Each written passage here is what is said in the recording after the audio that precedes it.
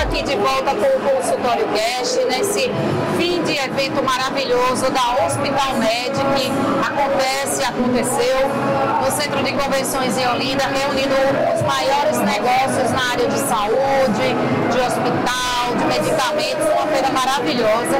E nada melhor do que a gente encerrar essa jornada do Consultório Cast aqui com o nobre cardiologista que Ana Menezes vai apresentar, né, Ana? Doutor Carlos Jafé, olha, vamos falar de coração. Doutor Carlos, que é presidente da Sociedade Pernambucana de Cardiologia, né?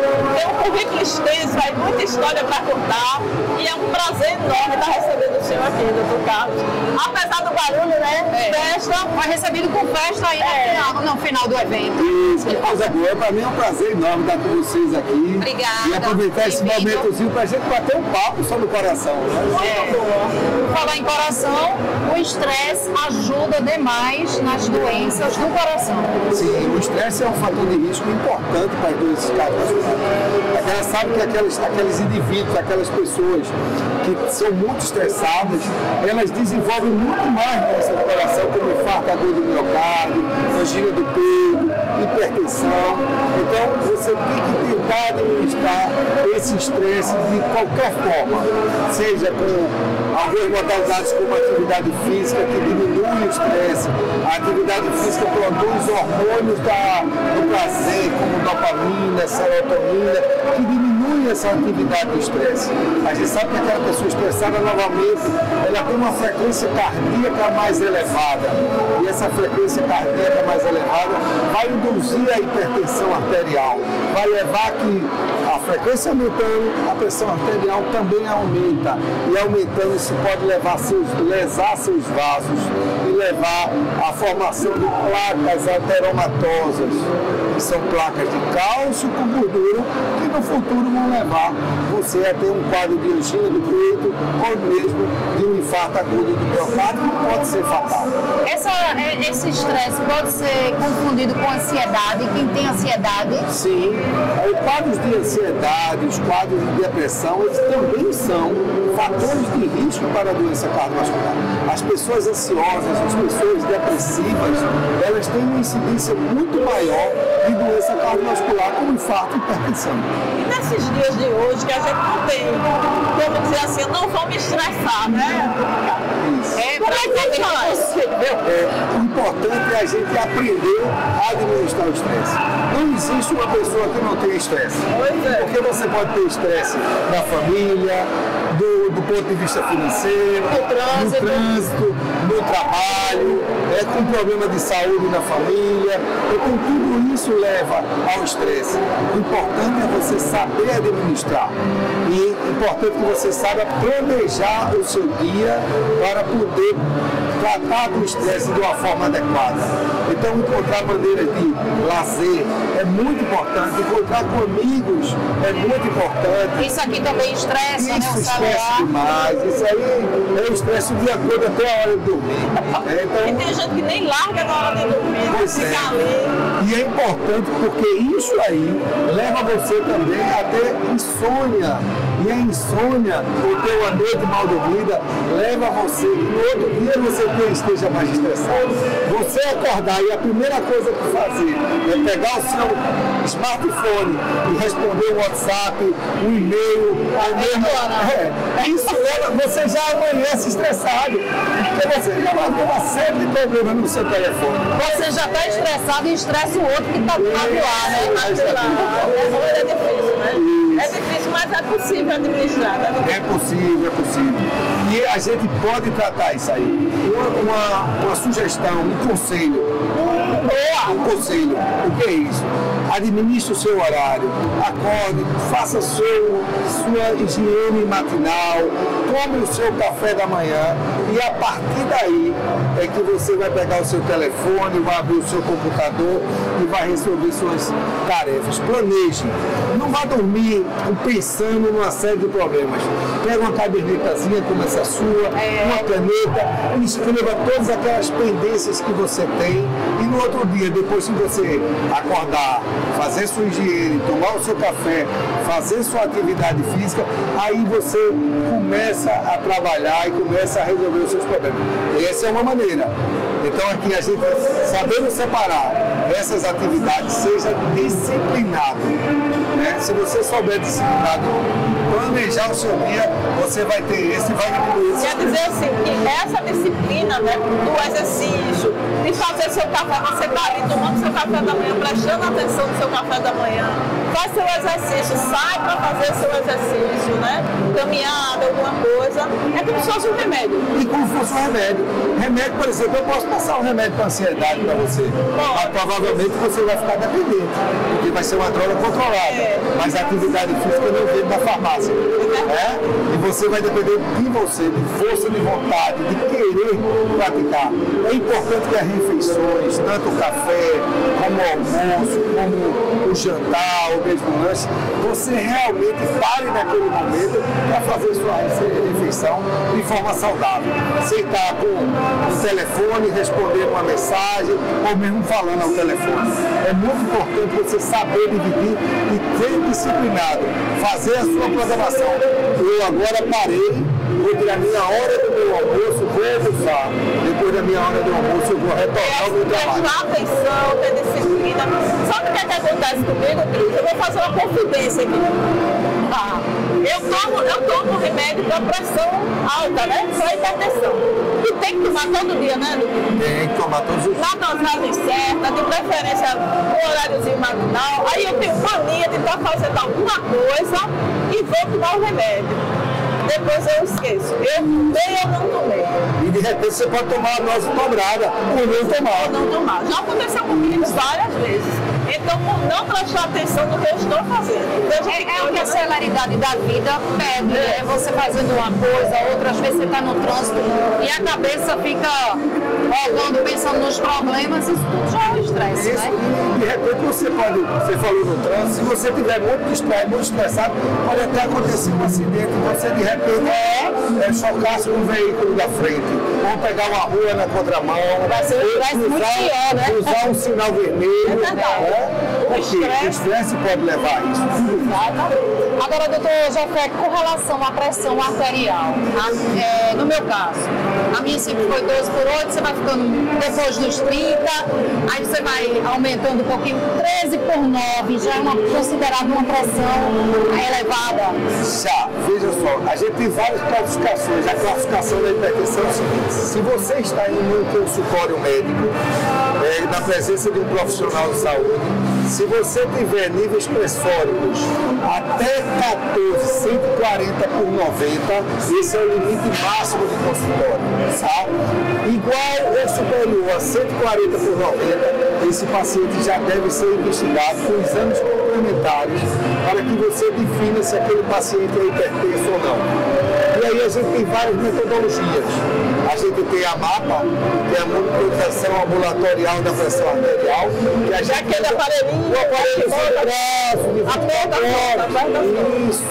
Então esse aparelhozinho ele vai aferir sua pressão a cada 15, 20 minutos durante as 24 horas. E o que é que a gente tem como conceito normal? Que a pressão naquele aparelhozinho não pode ser superior a 135 por 85 durante o período diurno, o período de vigília, e de 120 por 70 no processo de noite, na hora que nós estamos dormindo. Nós temos um descenso normal da pressão arterial. A nossa pressão na hora que nós vamos dormir, ela tende a cair. Tá? Então, essa é uma da forma de nós diagnosticarmos. O outro, nós temos o MRPA, que é a monitorização residencial da pressão arterial, que é conhecido hoje como um mapa de 5 dias. O paciente leva o aparelho para casa, faz 3 aferições pela manhã, 3 aferições à noite durante 5 dias, 4 a 5 dias consecutivos. E a gente, o ponto de corte ali é 130 por 80. Igual a isso ou superior já é hipertensão.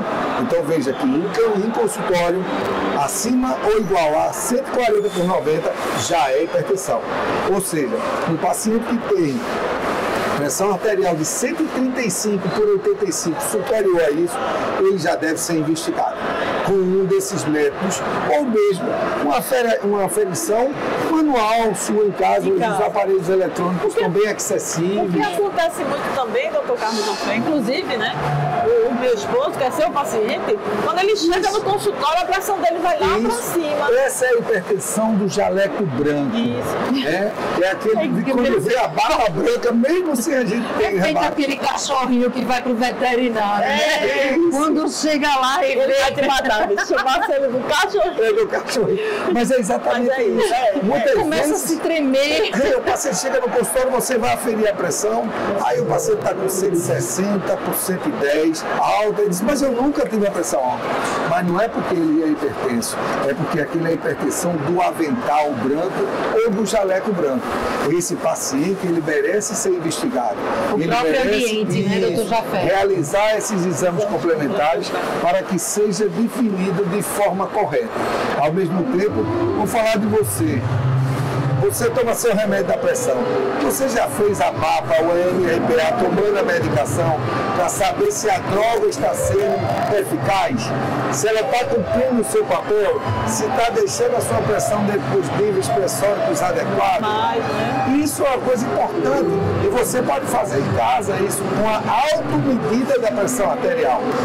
Hoje os aparelhos digitais, você de pulso, de braço, você pode ajuda bastante. Você vai ter a aferição da sua pressão, vai ter a frequência cardíaca, e aí você vai poder informar o seu médico, fazer uma curvazinha, uma planilha. Isso nos ajuda bastante no dia a dia, no tratamento dos pacientes que são portadores. É o autocuidado. É o autocuidado, tanto é que ele chama de automedida da pressão arterial, que é chamado AMPA, automedida da pressão arterial. Então veja, nós conversamos aqui sobre 3 modalidades de diagnóstico de hipertensão simples. Um aparelho de 24 horas, o outro com um aparelho de 5 dias e o outro a automedida da pressão arterial que qualquer pessoa pode ter em casa. Né? Então, Jafé, a enxaqueca é um sinal de pressão arterial elevada? Veja, na maioria das vezes a hipertensão é silenciosa, mas... Aí demora o período. Isso. E aí a gente, de repente, tem um paciente que tem muita enxaqueca. Ela pode estar relacionada com hipertensão. Não que em todo momento você esteja com a pressão alta. Porque a própria dor de cabeça, a enxaqueca, ela aumenta a pressão arterial. Por exemplo, você quando está com dor de cabeça, você quer aferir a pressão arterial, certo? Quando você está com dor de dente, você pensa que sua pressão está alta? Não está. Então, efetivamente, se você tiver com dor de ouvido, você vai aferir a pressão arterial? Não. Mas por quê? É porque quando você está com dor de cabeça, você pensa que a pressão lá na cabeça está tão alta que vai romper o vaso. E você vai ter um AVC. Mas veja, qualquer dor por uma resposta fisiológica, adrenérgica, aumenta a pressão arterial. Interessante, né? Muito interessante. E na maioria das vezes, a dor de cabeça não está relacionada à pressão, mas, quer dizer, a pressão não leva a dor de cabeça, mas a dor de cabeça pode levar a pressão arterial. É tudo aquilo que a gente fala, que tem que investigar e sempre ter uma rotina de visitar o profissional, né, o médico. E a gente orienta que todas as pessoas, a partir dos 40 anos de idade, devem fazer uma consulta cardiológica anualmente, seja do sexo masculino, seja do sexo feminino. E o detalhe, como eu estou com vocês, mulheres, né, e a mulher tem fatores de risco diferentes dos homens. Por exemplo, a mulher sofre de uma síndrome do ovário policístico. O homem não tem ovário. A síndrome do ovário policístico é um fator de risco para a doença cardiovascular. O homem, o sexo masculino, não tem uma menopausa precoce. A mulher tem. A mulher faz uso de anticoncepcional oral, o homem não faz. Né? A mulher está muito mais exposta, vulnerável à ansiedade, à depressão, à obesidade, do que o homem. Tudo isso é fator de risco. Por exemplo, a mulher engravida. A mulher sofreu, teve uma pré-eclâmpsia, uma eclâmpsia. Isso é um fator de risco para a doença cardiovascular. A diabetes gestacional é um fator de risco para a doença cardiovascular. O homem não tem isso. E na maioria das vezes, a dor torácica da mulher, ela é subdiagnosticada e ela é subestimada. Se vocês observarem, não sei se já ocorreu com vocês, alguma vez chegaram numa emergência, o colega médico não valorizar a sua queixa, o seu sintoma de uma dor, de uma mal definida, uma dor torácica. Frequentemente. Isso, ele não valoriza. Isso é problema de mulher, está na menopausa, está menstruada, é assim? Isso é refluxo. Mas nós temos que valorizar A dor do peito. Inclusive porque a mulher, ela tem doença coronariana diferente do homem. O homem tem a doença coronariana por obstrução do vaso. A mulher também tem, mas a mulher tem muito mais doença da microcirculação do que o homem. O que é isso? Microcirculação? Microcirculação é o seguinte: o nosso músculo, o miocárdio, ele tem pequenos vasos que irrigam o músculo. E muitas vezes a mulher tem dor torácica, altera marcadores de necrose miocárdio, que nós chamamos a troponina, né? Altera o eletrocardiograma, fazemos o cateterismo e aquela artéria é normal, não está entupida. Que no homem normalmente acontece com muito mais frequência. Mas por quê? É doença da microcirculação. O músculo sofreu porque aqueles vasozinhos pequenos que todos nós temos estão doentes. E isso é muito mais comum na mulher. Por uma série desses fatores. E tem tratamento, doutor? E tem tratamento. E a gente trata, e aí tem um conjunto de drogas hoje, que a medicina, aí, principalmente a cardiologia, evolui de tal forma que a gente tem como tratar. Mas é importante que a gente dê o diagnóstico correto, preciso. E a gente não pode subestimar a queixa da mulher. A gente tem que valorizar e tem que saber investigar. Infelizmente, nem todo colega médico, até cardiologista, sabe investigar isso. Então isso é muito importante quando você procura um médico que é especialista na área. E tem essa sensibilidade que o senhor falou. E com relação ao sistema único de saúde, né? A pessoa que procura uma referência no sistema público, aqui no nosso estado, a gente tem alguma referência? Veja, em relação à cardiologia da mulher, tá? A gente não tem referência assim, de serviço que tem um serviço estabelecido, específico. Né? A gente tem hoje as unidades de atendimento de cardiologia geral e as unidades que atendem a gestante de alto risco. Então isso a gente tem hoje no Serviço Público de Saúde. Mas essa mulher fora da gravidez, a gente não vai ter esse tipo de ambulatório específico, que é uma coisa que precisa ser criada. Mas, no entanto, a gente sabe que hoje o Serviço Público de Saúde, o SUS, vive abarrotado de paciente, né?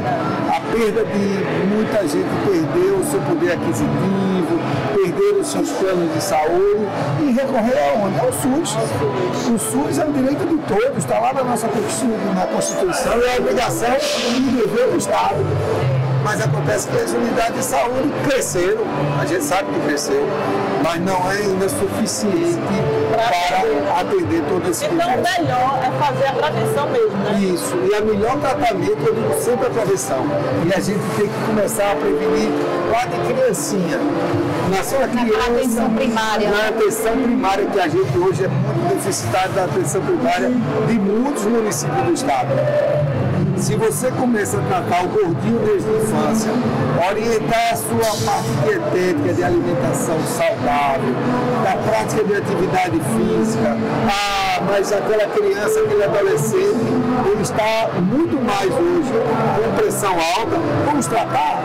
Se eu trato a hipertensão, você vai ter uma vida normal. Eu vou diminuir a incidência de infarto e de AVC.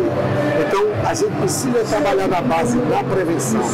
Então, se a gente trabalha na prevenção, a gente vai viver mais e vai viver melhor e vai ter muito menos mortes. Se você entrar hoje na Sociedade Brasileira de Cardiologia, tem um cardiômetro. O cardiômetro, ele pega exatamente todos os dados de morte no Brasil. Se a gente for entrar aqui agora na internet, a gente vai ver que mais de 300 mil pessoas já morreram no Brasil por doença cardiovascular. Inclusive, desculpa interromper o senhor, o número de infartos, né, aumentou em mulheres. Isso, porque justamente as mulheres hoje, elas estão uma vida normal, igual ao homem. O estresse. O mercado de trabalho, o estresse, o sedentarismo.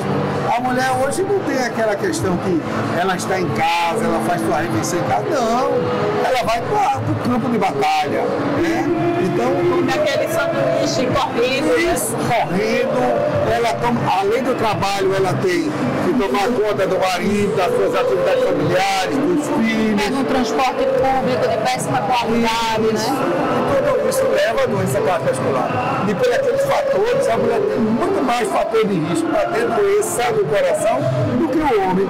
E juntou com tudo que o homem já tinha. Então, automaticamente ela vai morrer muito mais e vai ter muito mais infarto. Por isso também que os números estão subindo, né, doutor? Isso, estão bastante. Então a gente vê que a incidência hoje de mulher portadora de hipertensão, de infarto do miocárdio, muito grande, muito grande. Poxa, o doutor Carlos Jafé foi uma aula aqui pra gente, mesmo com esse som, né? A finalização do evento aí. Foi bom porque o som ambiente, né? Com chave de ouro. Fechamos com chave de ouro. A gente agradece a participação do senhor. Eu que agradeço, em nome da Sociedade Brasileira de Cardiologia da Regional Pernambuco, e hoje, como presidente, eu represento todos os cardiologistas do Estado. Então, em nome de todos os cardiologistas do Estado, nós agradecemos essa oportunidade de estar aqui com vocês. Espero novos convites para que a gente possa fazer Você vai continuar lá no estúdio. isso, sobre a prevenção da doença cardiovascular, porque isso é importante. Informar a população, esclarecer a população sobre as doenças cardiovasculares. Se isso chegar, e a gente sabe que o rádio chega em todos os locais, né? Você no seu carro, que você está em casa, que você que está no trabalho, então isso é muito importante levar essa informação. Nós é que temos a agradecer a vocês essa oportunidade. Pois é, e o senhor deixa aí suas redes sociais, o senhor quer instagramar? E assim, se vocês precisarem, vocês podem entrar no meu Instagram é DR de Dr. Jafé, J-A-P-H-E-T, e lá você fala comigo pessoalmente, tem o meu e-mail, tem o meu telefone celular, e lá você marca consulta nos nossos consultórios. Então, se precisar, nós estamos à disposição para esclarecer a vocês em qualquer momento, ajudar sempre. Muito obrigada, foi maravilhoso. Muito bom. Obrigada. Gente, então a gente está encerrando aqui, direto da Hospital Med, né? O nome desse foi muito bom, tá Maravilhoso esses dias, obrigada. E tem mais, essa segunda temporada do Consultório Cast continua nos estúdios.